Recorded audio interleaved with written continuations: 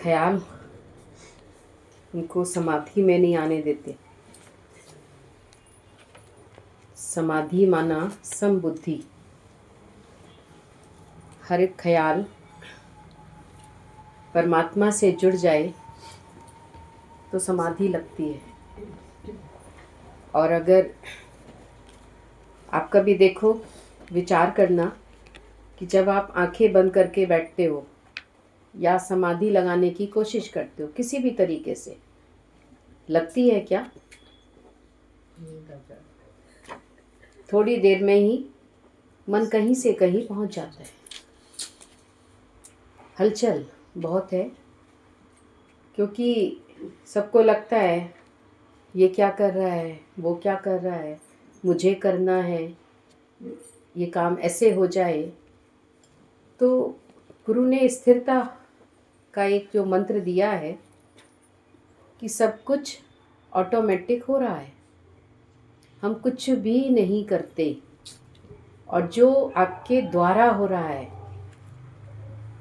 वो भी ईश्वर का कोई हुक्म होता है, इशारा होता है, तभी हो पाता है। वरना तो कोई कुछ कर नहीं सकता। और पूरी गीता हमको समर्पण और अंदर से निष्कामी होना सिखाती है। गीता हमने कितनी बार सुनी है, कितनी बार ना पढ़ी है, पर पढ़ने के बाद फिर मन वही करवाता रहता है जो मन सोच के बैठा है। इसके लिए भी साकार गुरु की ज़रूरत पड़ती है। वो हमारे मन को लेता है। मन बेचे सतगुरु के पास, तिस सेवक के कारज रास। क्या क्या तुम्हारे मन में चल रहा है? क्या कोई बताता है गुरु को पूरा?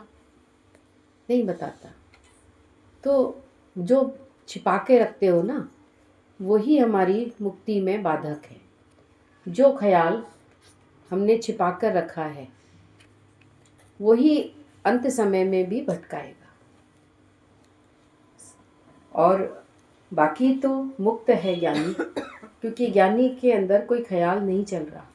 ख्याल चलता है वो उसको उसी वक्त प्रैक्टिकल में करके ख़त्म कर देता है।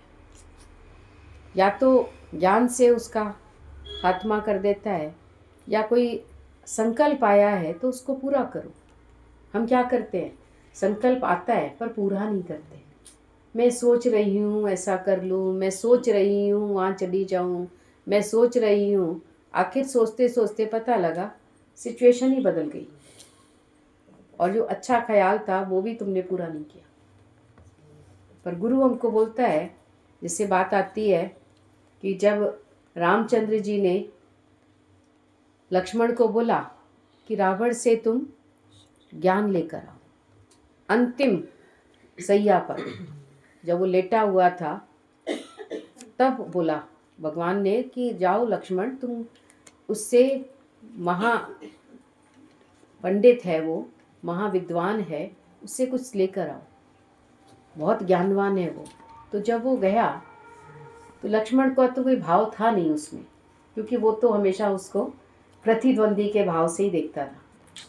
तो उसने मन में ही नहीं था कि इससे कुछ मैं सीखूं, क्योंकि उसको लग रहा था ये अहंकारी है, ये ऐसा है, तो फिर मैं क्या ही सीखूं, गलत अत्याचारी है ये राम से भी राम वैर करके बैठा, झुका नहीं उसके आगे।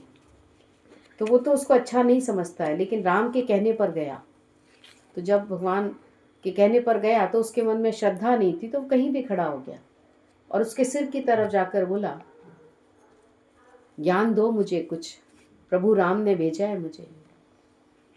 उस वक्त भी रावण हंसा, बोला ज्ञान लेने आए हो तुम, लग तो नहीं रहा। ज्ञान लेने वाला कहाँ खड़ा होता है? सर के ऊपर। सामने श्रद्धा होगी तो तुम सामने बैठेंगे, और श्रद्धा नहीं होगी तो तुम कहीं भी बैठ जाएंगे। तुमको लगेगा ठीक है, मुझे आराम की कोई जगह मिल जाए जहाँ बिल्कुल आराम से बैठ जाऊँ, चाहे मैं सुनूँ या ना सुनूँ सत्संग में, चाहे भले ही आके सो भी जाऊँ, पर घर वालों को तो लग ही रहा है कि सत्संग गई है माई। तो नहीं, तुमने आना जाना बेकार किया। अगर श्रद्धा है तो आज का एक वचन ही तुमको लगेगा और तुम्हारा जीवन बन जाएगा। और श्रद्धा नहीं है तो भले ही तुम दिखावा रोज कर रहे हो आने जाने का, तो भी नहीं होगा। तब उसको ये बात तो सही लगी उस रावण की। बोला अरे ये तो मैंने ध्यान ही नहीं दिया। तब वो उसके सामने खड़ा हुआ चरणों के पास।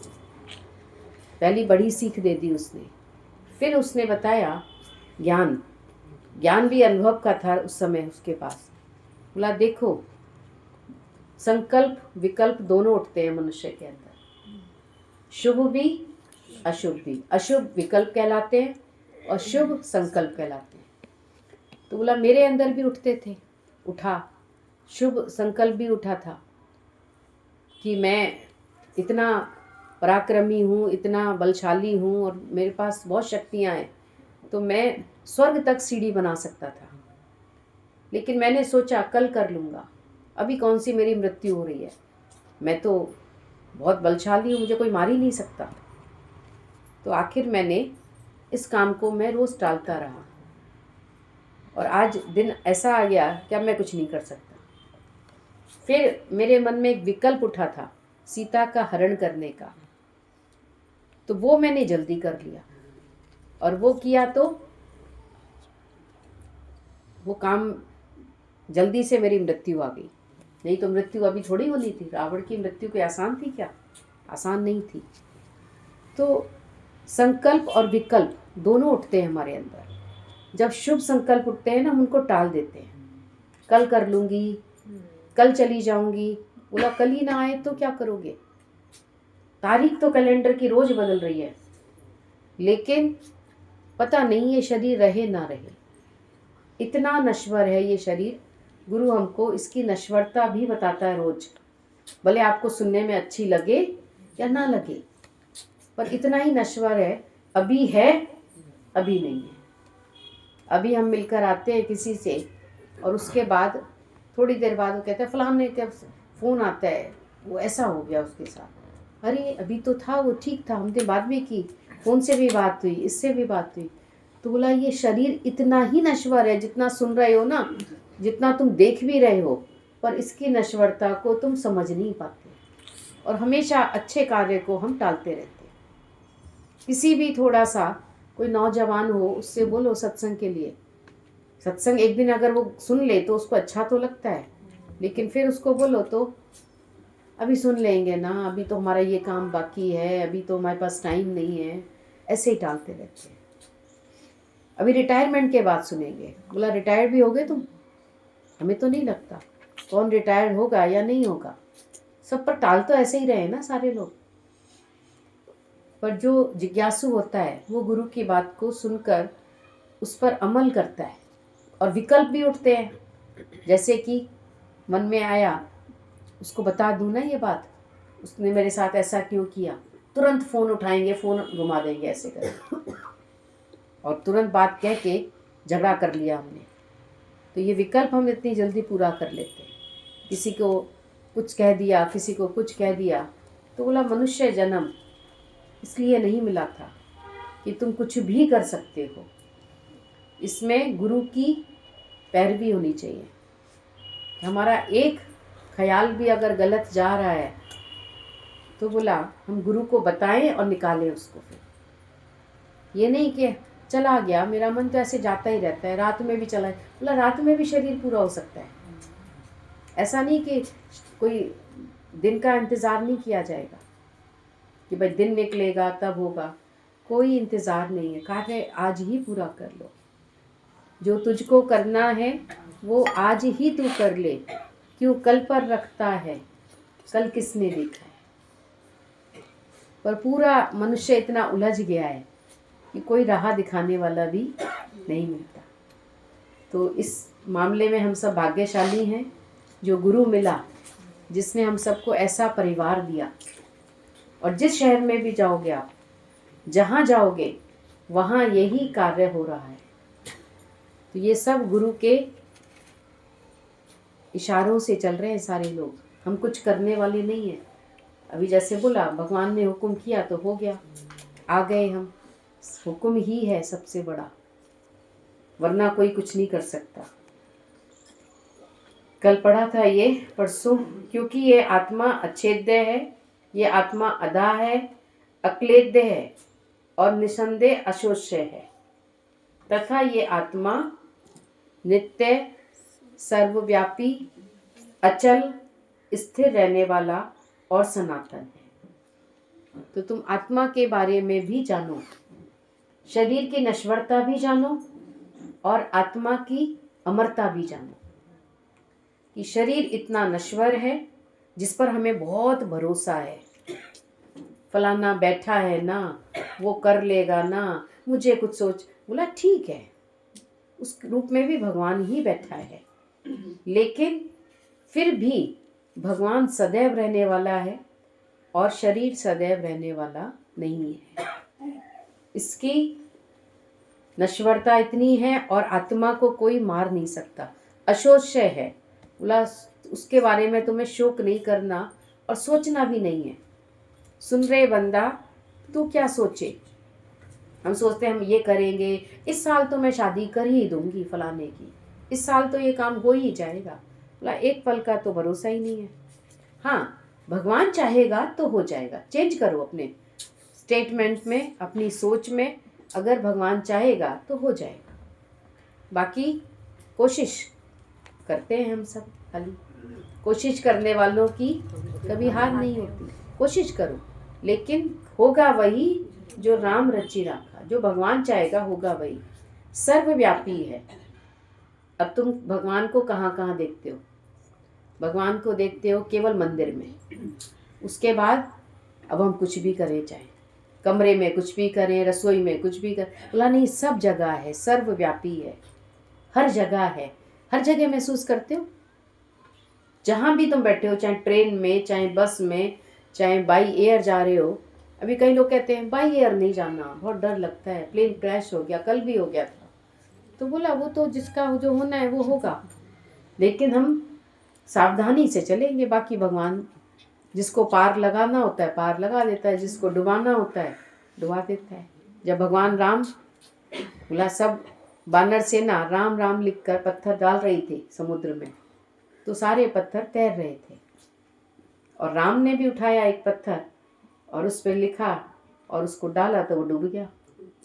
पत्थर तो डूबते ही हैं, वैसे भी सुना ही होगा, पत्थर भारी होता है तो डूबे गए। तो हनुमान जी देख रहे थे, भगवान राम ने चारों तरफ देखा ऐसे ऐसे करके, बोला कोई देख तो नहीं रहा, एक तरफ तो मेरे नाम से सारे पत्थर तैर रहे हैं और इधर तो एक ही पत्थर मैंने डाला तो डूब गया। हनुमान जी देख रहे थे बस, बाकी सब तो लगे थे काम में। हनुमान का तो ध्यान ही राम में रहता था पूरे टाइम। तो मुस्करा रहे थे, तो बोला अरे भगवान, जिसको तुम डुबाओगे वो डूबेगा और जिसको तुम तैराओगे वो तैरेगा, सब तुम ही करने वाले हो। उसके अंदर संशय नहीं था, और हमारे अंदर कितना संशय आ जाता है छोटी छोटी बातों में। ये क्यों हो गया, फलाने को ऐसे क्यों कर दिया। गुरु भी ना पक्षपात करता है।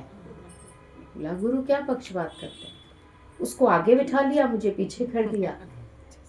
अरे उसको जरूरत होगी इसलिए आगे बिठा दिया, उसको ध्यान से सुन रही होगी, तुम नहीं सुन रही होगी, तुम्हें पीछे कर दिया। अपनी गलती देख लो ना कहीं होगा कुछ ना कुछ।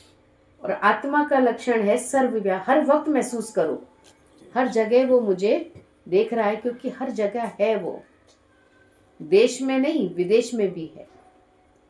कई लोग कहते हैं भारत में ही है भगवान का रूप, बोला नहीं, सर्वव्यापी है, हर जगह है। भगवान यहाँ है, तुम्हारे ध्यान में है तो सर्वत्र है, और ध्यान में नहीं है तो भगवान मंदिर में भी नहीं है। मंदिर में भी चोरी करते हैं लोग। उस दिन कल ही किसी ने बोला मेरी ना मंदिर से चप्पल उठ जाती है। यहाँ भी मंदिर में आई हूँ ना मैं, तो चप्पल उठ गई। मैंने कहा नहीं, यहाँ नहीं उठी होंगी, थोड़ा आप चोरी कर लिया। उसने एकदम बोला मुँह से, कि मुँह से निकल गया, और हम देख रहे थे, सुन रहे थे। मैंने कहा चोरी मत बोलो, चोरी करने थोड़ी कोई आ जाए यहाँ यार। तो हाँ सॉरी, वो ना गायब हो गई मेरी। उसने तुरंत स्टेटमेंट चेंज कर लिया, मेरी चप्पल ना गायब हो गई, एक्सचेंज हो गई, ऐसे कर दिया उसने फिर चेंज। थोड़ी देर बाद अंदर से वो निकाल के हमारी सत्संगी ले आई, बोली ये तो नहीं हमारी चप्पल। कहती हाँ यही है। हमने कहा देखो 1 मिनट में तुमने चोरी का इल्ज़ाम लगा दिया, 1 सेकंड नहीं लगता हमको, और क्या कर्म नहीं बनता, क्या बन जाता है। यही हम सब नहीं जानते ना, कर्म कैसे बनता है और कब बनता है। इतने कर्म बनते हैं कि मनुष्य जन्म में कितनी श्वासें, 24,600 श्वासें रोज लेते हो। इतनी श्वासें रोज ले रहे हो, इतने कर्म बन रहे हैं तुम्हारे हर श्वास में। क्या तुम याद रखते हो कि भगवान सर्वव्यापी है? याद ही नहीं रहता। तुरंत से हम एकदम से बोल देते हैं फलाने ने ऐसे कर लिया, हमारी चेन नहीं मिल रही है यहाँ पे, जरूर घर में वो काम वाली आती है ना, वो ले गई होगी। बोला देख गलती तुम्हारी है, इसमें तुमने यहाँ रखी, गलती तुम्हारी है, तुमने दोष तुरंत दूसरे को दे दिया, कर्म बना दिया। देखिए हम अपनी गलती के कारण कितने कर्म बना रहे हैं। तो भगवान को हर जगह महसूस करते हैं, सब जगह भगवान देख रहा है, तो गलती मत करो। भगवान अगर तुम्हारे ख्यालों में नहीं है ना, तो कहीं भी नहीं है, और ख्यालों में है तो सर्वत्र है, सर्वव्यापी है, नित्य है, अचल है, वो इधर से उधर नहीं जाता। हम वैसे तो कहते हैं वहाँ जा रहे हैं, हम भी अपने ठाकुर जी को भी ले जा रहे हैं वहाँ पे। ठाकुर जी तो सर्वत्र व्याप्त हैं, उनको कहाँ उठा के ले जाओगे? तो नहीं, मैंने ना गाड़ी में रख के ले जा रही हूँ। आजकल तो सब ऐसे ही खेल खिलौने की तरह, पहले गुड़िया ले जाते थे ना ऐसे बास्केट में, बच्चे छोटे छोटे बच्चे ले जाते थे, अब बड़े बड़े भी यही काम कर रहे हैं। हमारे ठाकुर जी हैं, हमारे कान्हा है, ठीक है, आस्था है उनकी, कोई बात नहीं है, लेकिन सर्वव्यापी है। गीता भी सुनो, कृष्ण की तो गीता पढ़ रहे हैं हम। अचल है, वो चलायमान नहीं है, स्थिर है। स्थिर मन ब्रह्म, अस्थिर मन संसार। ये है बोला ज्ञानी का लक्षण। अगर मन शांत है तो बोला तुम मुक्त हैं, और मन डावाडोल है तो बोला अभी मुक्त नहीं है। कच्चो रे कच्चो, अभी कच्चे हो तुम, अभी छोटी छोटी बातों में डावाडोल हो जाता है।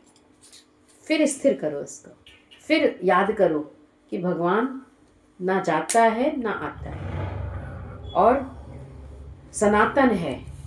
ये भी नहीं है कि नहीं है, पहले था अब नहीं है। सनातन का मतलब होता है पहले से ही है। आत्मा बोला आदि सत, जुगादि सत, नानक होसी भी सत। गुरु नानक की वाणी है।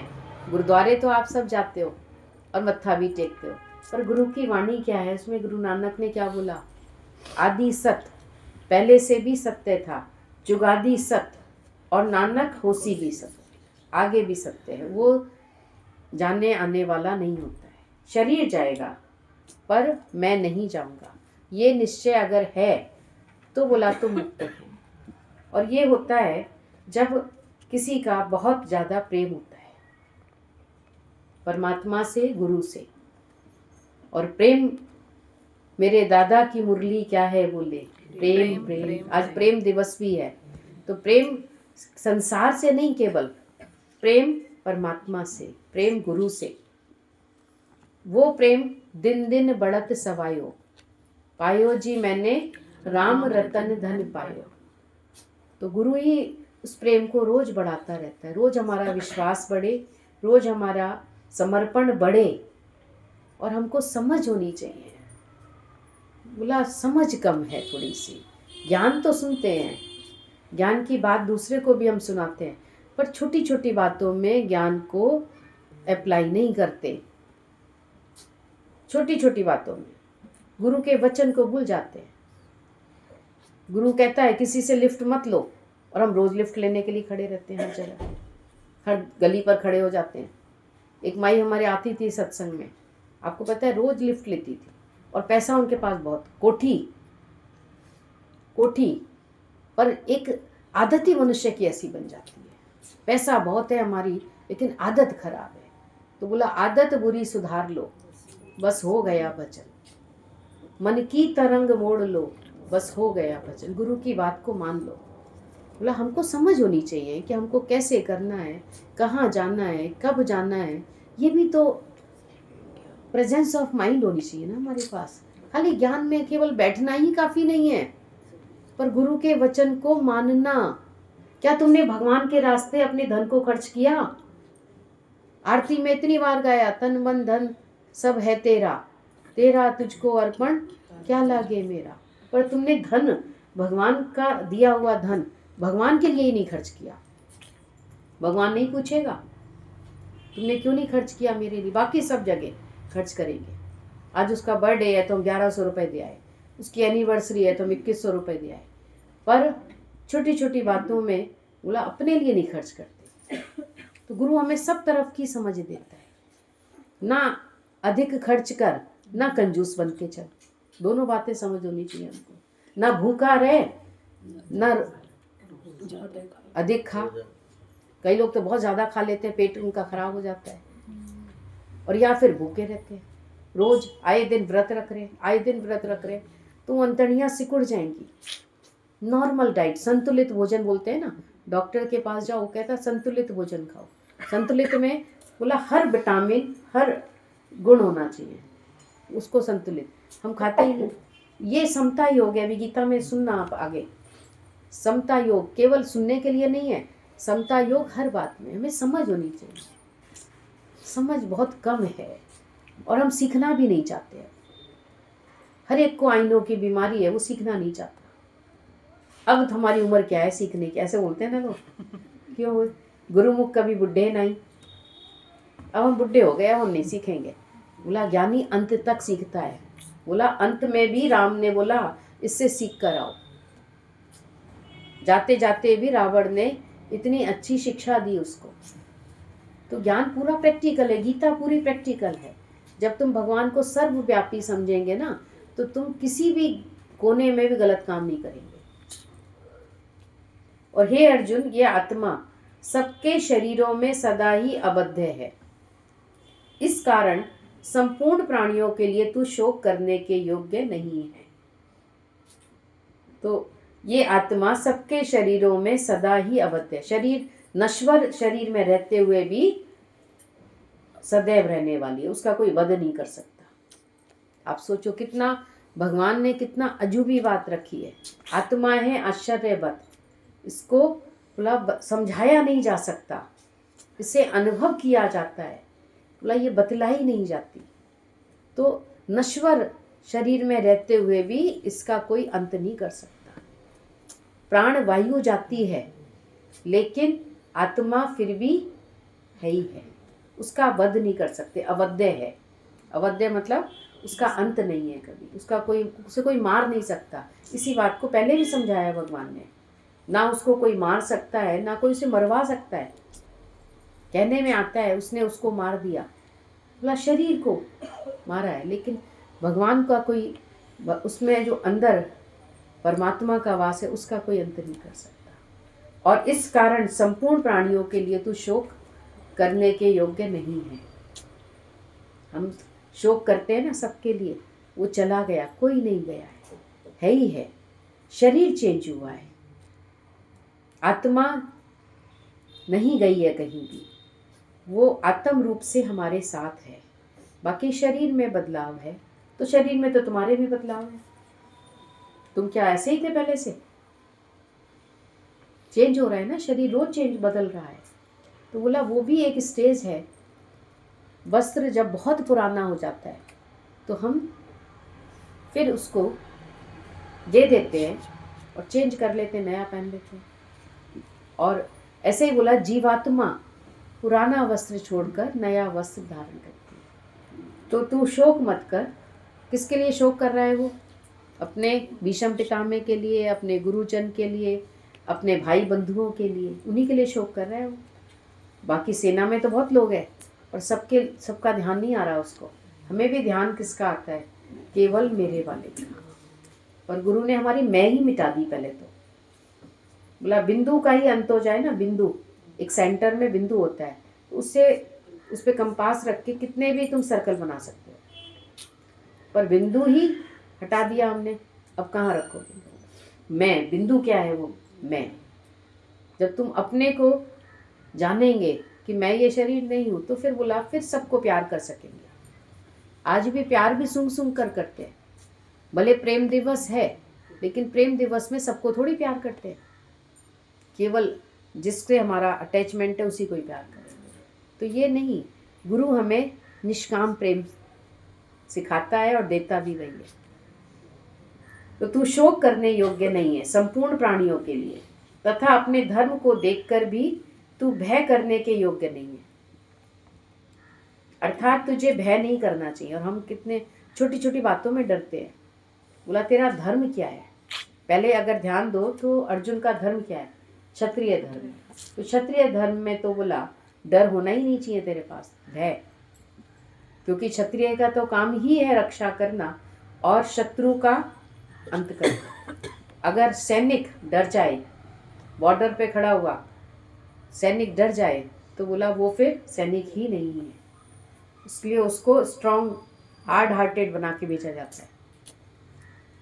हार्ट फेल थोड़ी होगा उसका, वो हार्ड हार्टेड है, शत्रु को तो मारना ही है उसको। तो तेरा धर्म क्या है? पहले धर्म याद करा रहा है भगवान। अगर तू अपने को शरीर मान रहा है तो तेरा क्षत्रिय धर्म है, और तू अगर आत्मा अपने को मानता है तो आत्मा में तो कोई शोक और डर है ही नहीं। डर है मन में, और मन तू है नहीं, ना तू बुद्धि है, तू है वो आत्मा। अर्थात तुझे भय नहीं करना चाहिए, क्योंकि क्षत्रियों के लिए, अभी तो भगवान उसको शरीर का ही धर्म याद करा रहा है, क्योंकि क्षत्रियों के लिए धर्मयुक्त युद्ध से बढ़कर कोई दूसरा लाभकारी कल्याणकारी कर्तव्य नहीं है। क्षत्रिय का धर्म क्या है? युद्ध करना, और वो भी धर्म युद्ध आया तेरे सामने। बोला इससे बड़ा कोई कल्याणकारी कार्य कर्तव्य तेरे लिए नहीं है। तो आज हमारा भी कर्तव्य क्या है, पहले ये जानो। मनुष्य जन्म का कर्तव्य क्या है? मनुष्य जन्म का कर्तव्य है, सबसे पहला कर्तव्य है अपने को जानना कि मैं हूँ कौन। कभी तुमको लगता नहीं कि कितने नाटक कर चुकी मैं अब तक? कभी मैं किसी की बच्ची बनी हुई थी, कभी मैं किसी की बहन बन गई, कभी किसी की भाभी बन गई, किसी की पत्नी बन गई, किसी की दादी बन गई, किसी की नानी बन गई। कितने पार्ट कर रहे हो तुम?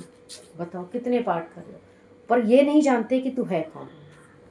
एक एक्टर जानता है कि मैं कौन हूँ, भले वो कितने भी पार्ट करे, पर वो जानता है अंदर में मैं ये नहीं हूँ, मैं कुली नहीं हूँ। अमिताभ बच्चन ने कुली का पार्ट किया। अभी उससे कोई कह सकता है मेरा एक बक्सा उठा लो जरा? कुली फिल्म में तो तुमने 4-4 बक्से उठाए थे, अब उठा लो जरा सा, हमारी हेल्प कर दो थोड़ी। नहीं, वो जानता है वो अमिताभ बच्चन है। तो बोला ऐसे तुम नहीं जानते कि मैं कौन हूँ। भले पार्ट करो, पार्ट करने की मना नहीं है। कभी रोने का भी पार्ट होता है, हीरोइन का दुखी होता है तो भले वो करता है, लेकिन उसके बाद वो जानता है मैं कौन। वो तो सिर्फ मैंने एक्टिंग की है, तो हम जानते हैं मैं कौन हूँ। तो मनुष्य जन्म का कर्तव्य क्या है? अपने को जानना कि ये शरीर मैं नहीं हूँ, पंच तत्व का शरीर है, ये मैंने धारण किया है, लेकिन मैं ये नहीं। तो ये कृष्ण भगवान उसको अब साथ साथ ये भी याद करा रहे तू है कौन। और हे पार्थ, अपने आप प्राप्त हुए और खुले हुए स्वर्ग के द्वार रूप इस युद्ध को भाग्यवान क्षत्रिय लोग ही पाते हैं। मतलब तूने युद्ध की पहल नहीं की है, पहल दूसरे ने की है, तो ये तो तेरे लिए और स्वर्ग का द्वार खुला है। अब इस युद्ध में चाहे तुम हारो चाहे जीतो, तो ये युद्ध तुमको स्वर्ग भी दिलाएगा साथ। तो मनुष्य जन्म में हम देखें कि अगर हम किसी भी गलत कर्म की शुरुआत नहीं करते तो बोला तेरा कर्म नहीं बनेगा। जैसे पहले होता था ना, जो फोन करता था उसी का पैसा खर्च होता था ना, सुनने वाले का तो नहीं होता था। जिसने किया है वो उसी का ही खर्चा होगा। तो कर्म किसका बनता है? जो पहल करता है, शुरुआत करता है। तो तूने तो शुरुआत ही नहीं की है, ये तो सामने वाले लोगों ने ही युद्ध के लिए मजबूर किया है। तो ये तुम्हारे लिए ये और भाग्य की बात है। तो मतलब तुमने कुछ किया ही नहीं है, तो तुम क्यों डर रहे हो? तो तुम क्यों परेशान हो रहे? हम डरते रहते हैं ना, कभी कभी डरते हैं, हम ऐसा कर लेते तो ऐसे नहीं होता, हम ये हो जाता तो हम ऐसे नहीं होता। बोला ये सब हुक्म चल रहा है, मैंने कुछ नहीं किया। क्या तुमने गलत सोचा था? क्या नहीं सोचा था ना। पर मनुष्य कभी कभी इल्जाम अपने ऊपर ही ले लेता है, मैंने ऐसे कर दिया, मैं ना उस हॉस्पिटल में ले जाता ना तो शायद, अरे क्या हम नहीं चाहते थे क्या? हम अपने अंदर मन से बात करो, उसको ज्ञान सुनाओ। क्या तुम मारना चाहते थे क्या? नहीं। पर बोला ये सब हुक्म चल हुआ, हुक्म से हुआ है कार्य, तो हमने कुछ नहीं किया। तो ये पहल दुर्योधन की तरफ से थी, तो इसलिए तुम्हें तो कुछ सोचना ही नहीं है। तुम भाग्यवान हो। ऐसा युद्ध भाग्यवान क्षत्रिय लोग ही पाते हैं, और ये तुम्हारे लिए अपने आप द्वार खुले हैं। तो कितने भाग्यशाली हैं जो हमें गुरु मिल गया, तो हमारे लिए भी ये द्वार खुल गए और अब हमें कुछ करना ही नहीं पड़ा। कई लोग बहुत दुखी होकर, परेशान होकर तब आते हैं, उम्र बिताकर आते हैं सत्संग में, जब उनका सब कुछ खत्म हो चुका होता है। जब कोई करने लायक कार्य था तब तो तुम करे नहीं। तो हम तो शुक्राना करते हैं कि गुरु ने हमको पहले ही अपने पास बुला लिया। ये भगवान का शुक्राना, निराकार का और गुरु का। कहने में लोग कहेंगे अरे आपने ये किया, बोला हम क्या कर सकते हैं। हम चाहेगा हम औरों को भी कह देना ये बात, पर और न दूसरा मानेगा, न दूसरे का हिसाब किताब होगा। जिसको मानना होगा वो मान लेता है। तो ये सब हुक्म से ही कार्य हो रहा है। तो इसलिए तुम अपने को भाग्यवान मानो कि ऐसा युद्ध भाग्यवान क्षत्रिय लोगों को ही मिलता है जीवन में, जो उन्हें कुछ करना नहीं पड़ता। किंतु यदि तू धर्म युद्ध को भी नहीं करेगा तो स्वधर्म और कीर्ति को खोकर पाप को प्राप्त हो। अगर तुमने ये सामने आए हुए कार्य को नहीं किया, सेवा को नहीं किया, तो बोला फिर क्या होगा, तुम स्वधर्म से विमुख हो जाओगे और कीर्ति भी तुमको नहीं मिलेगी। इस दुनिया में देखो सब की कीर्ति होती है, सबकी अपकीर्ति होती है। धरती पर शरीर की ये हालत होगी, लेकिन कुछ विरले होते हैं जिनको गुरु बचा लेता है, जो गुरु की शरण में आ जाते हैं। एक बार मछुआरा आया और उसको नदी में जाल डालना था। अब सारी मछलियां बचना चाहती हैं, पर वो कैसे बचे, बच ही नहीं पाती। एक मछली थी जो गुरु के पास गई और उसने गुरु से राय ली, गुरु को अपनी बात बताई, ऐसे ऐसे आज मछुआरा आज फिर आएगा, कल तो हम बच गए, दूर थे तो, पर मछुआरा जाल डालेगा, हम फंस जाएंगे, तो हमारा जीवन समाप्त हो जाएगा, आप मेरे लिए कोई उपाय बताओ। तो गुरु ने उसको युक्ति बताई और वो युक्ति कामयाब हुई और वो बच गई, बाकी सब फंस गई। तो वो सारे कैसे फंसे कि मछुआरे ने जाल डाला और सब आ गए जाल के अंदर, पर वो कैसे बच गई। गुरु ने बोला मछुआरा जाल ऐसे डालता है दूर, बोला तू उसके चरणों में जाके बैठ जा, बच जाएगी। तो बोला गुरु ही हमें बचा पाता है, नहीं तो हम नहीं बच सकते। हम तो इस काबिल भी नहीं थे कि हम कुछ कर सकते थे। हम तो कर्म बना सकते थे। अज्ञानता में तो सबने कर्म खूब बनाए। इधर उधर की बातें जब करते हो ना तुम, तो विचार करना कि क्या इन बातों का कुछ मतलब निकलेगा। मथनी तू जल में चला रहा, फिर घी निकलने की आस है। तुम किसी को क्या दे रहे हैं, किसी से तुम दूसरे के सुख सुविधा का भी ध्यान रखो ना, कि आखिर हमसे कोई तकलीफ तो नहीं पा रहा। ज्ञानी ध्यान रखता है, थोड़ा सा ध्यान रखो। नहीं तो ये भी, अब आजकल किसी को कर्म की थ्योरी नहीं पता कि कर्म बनते कैसे हैं। बस इतनी थ्योरी पता है सबको, चोरी नहीं करना है, झूठ नहीं बोलना, और किसी को दान पुण्य करना है। ये सब अभी बात चल रही थी। इसी से हमें स्वर्ग मिल जाएगा, इसी से हमें मुक्ति मिल जाएगी। अभी बोला ना कैसे हम वहाँ कमरा बनवा कर आ गए। कमरा तो बन गया, वो माई चली गई, उस कमरे का उन्होंने क्या किया, स्टोर बना दिया पीछे से। अब बताओ, ये सब हमने अच्छा कर्म किया, पर उसका हुआ क्या पीछे जाकर। अच्छे में अच्छा कर्म है क्या। जब गुरु के पास एक आए शिष्य, तो गुरु ने बोला आज अच्छे में अच्छा कार्य करके आओ। गुरु को सबकी बुद्धि चेक करनी थी कि इनकी बुद्धि शुद्ध हुई है या नहीं ज्ञान में आने के बाद।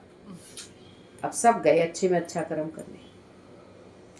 अब क्या करें, गुरु ने कहा अच्छा कर्म करो। सोचने लगा, एक व्यक्ति ने कहा कि पड़ोस में शादी हो रही है, गरीब की बेटी है, उसके यहाँ दहेज की कमी है, पैसे की कमी है, तो वो शादी रुकी हुई है, इसी कारण से। ले जाके उसने थोड़ा पैसा उसको दिया, उसकी शादी हो गई। दूसरा सोच रहा है कि मैं क्या करूं, अच्छे में अच्छा करूं। गुरु ने कहा, वो गया, उसको याद आया कि एक बुढ़िया रास्ता पार कर रही थी, वो बेचारी बुजुर्ग नहीं कर पा रही है, उसने हाथ पकड़ के उसका रास्ता पार करा दिया। ये भी अच्छा ही कर्म। अब तीसरे ने सोचा मैं क्या करूँ, मेरे को समझ नहीं आ रहा। उसने याद आया उसको कि मैंने 4 साल पहले किसी से 10,000 रुपये उधार लिए थे और मैंने दिए नहीं है उसको। याद आ गया तो वो उसको लौटाया, ब्याज सहित दे आया।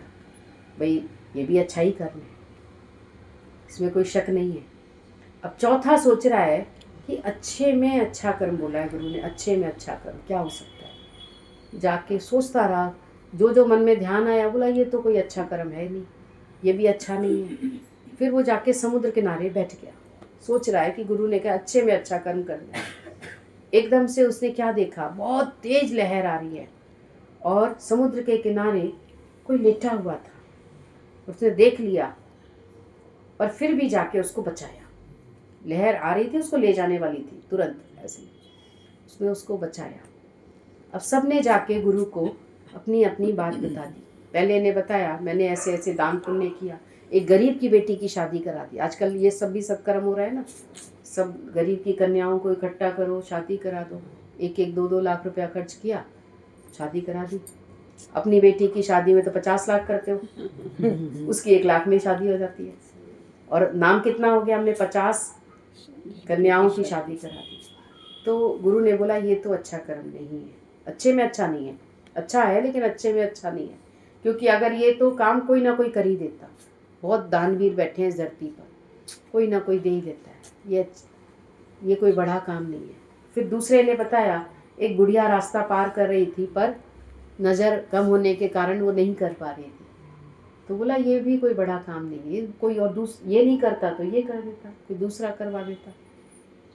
फिर तीसरे ने जब बताया कि मैं उधार चुकता करके आया हूँ, जो कि मैं भूल गया था और कई बार मेरे को याद आया, फिर मेरा मन ही बदल गया था, नहीं दूंगा, भूल गया ना, सामने वाला भी तो भूल गया, ठीक है। तो गुरु ने बोला ये तो तुझे करना ही पड़ता, आज नहीं करता तो अगले जन्म में भी करना पड़ता।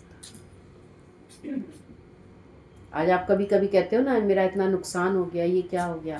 बोला यही सब हिसाब किताब होता है, जब हम नहीं चुकता करते किसी का तो किसी ना किसी रूप में आके भगवान कर देता है हिसाब किताब बराबर। जब चौथे ने बताया कि मैंने आज एक व्यक्ति को बचाया जो कि मेरा प्रतिद्वंदी था, जो मेरे साथ उल्टा चलता था, तब गुरु ने कहा ये सबसे बड़े में बड़ा कर्म है, प्रतिद्वंदी को प्रेम करना। प्रतिद्वंदी मतलब होता है जिससे हमारा मन नहीं मिलता। अब ढूंढना कोई ना कोई सबका ही होगा, कोई ना कोई जिससे हमारा मन विमुख रहता है, मिलता नहीं है। आज जाकर उसी को प्यार करो, करना ही है, फिर प्यार करो, क्योंकि यहीं पर ये ख़त्म कर दो मामला, नहीं तो फिर ये आगे फॉरवर्ड होगा, ये जान लो। तो कर्मों की थ्योरी नहीं जानता कोई, लेकिन कर्म ही मनुष्य को बार बार जन्म मरण में लाते हैं। और गुरु हमको रोज ज्ञान देकर मुक्त करना चाह रहे हैं कि आज हम प्रेम तो कर रहे हैं पर केवल उसी से प्रेम कर रहे हैं जो हमारे अनुकूल चल रहा है।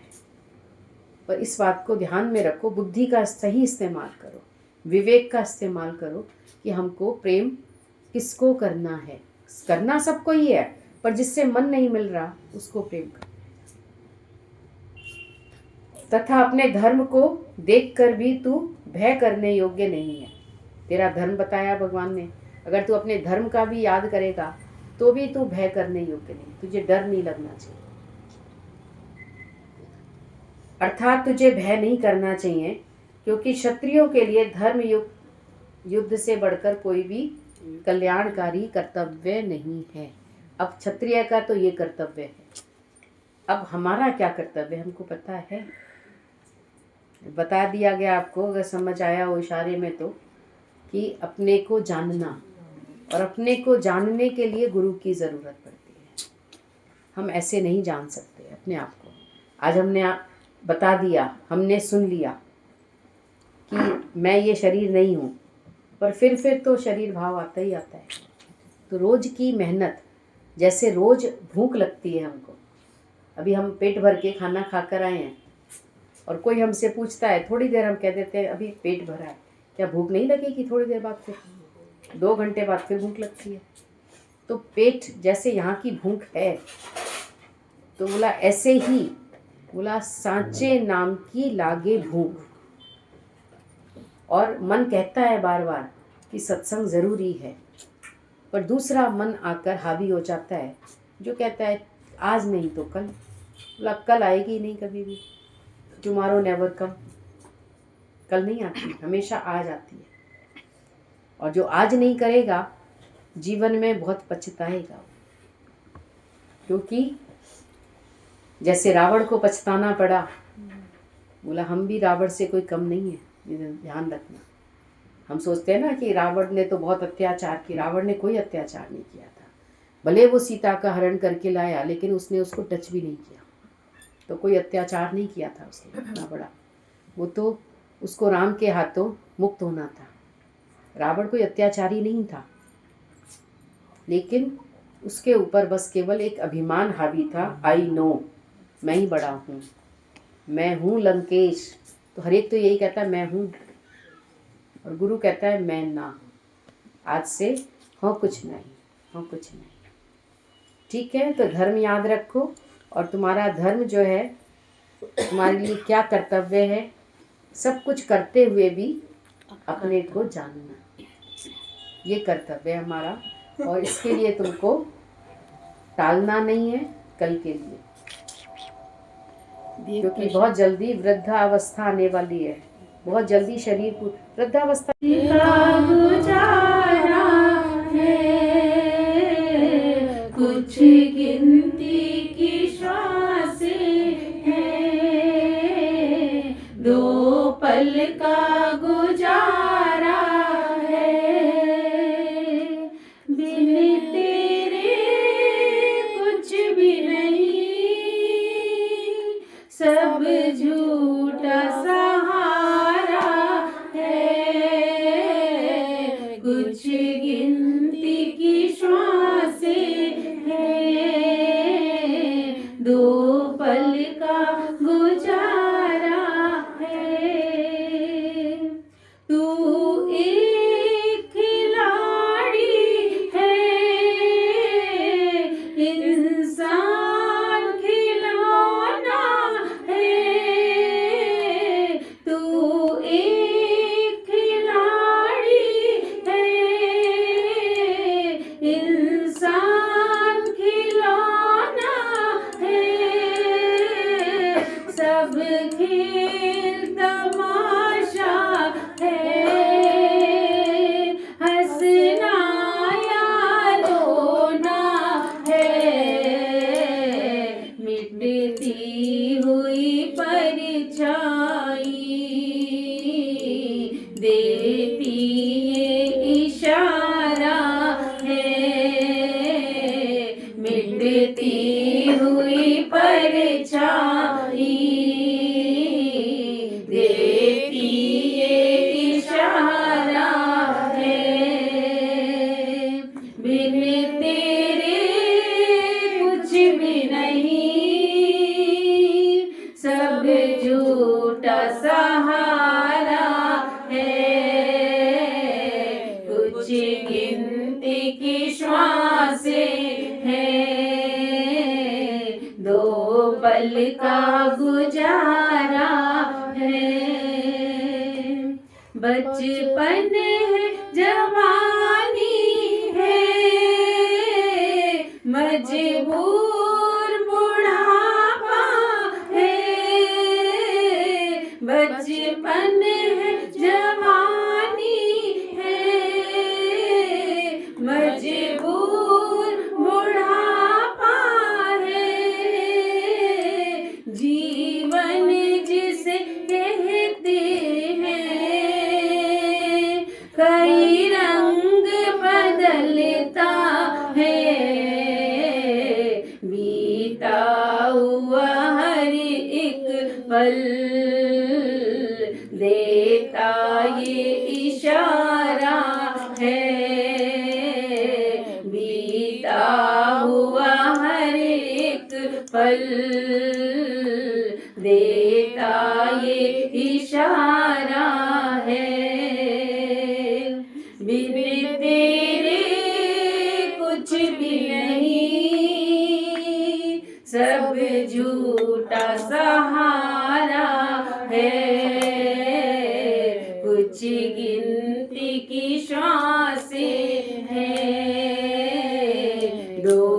पल का गुजारा है। जब तक वो न चाहेगा नाचेगी कठपुतली। जब तक वो न चाहेगा नाचेगी कठपुतली। सब खेल खत्म होगा डोरी जब टूटेगी। लहरों की तरह पानी जीवन की धारा है। लहरों की तरह पानी जीवन की धारा है। बिन तेरे कुछ भी नहीं, सब झूठा सहारा है। कुछ गिनती की सांसें हैं, दो पल का गुजारा है। बिन तेरे कुछ भी नहीं, सब झूठा सहारा है। कुछ गिनती की सांसें हैं, दो पल का गुजारा है। सब सीधे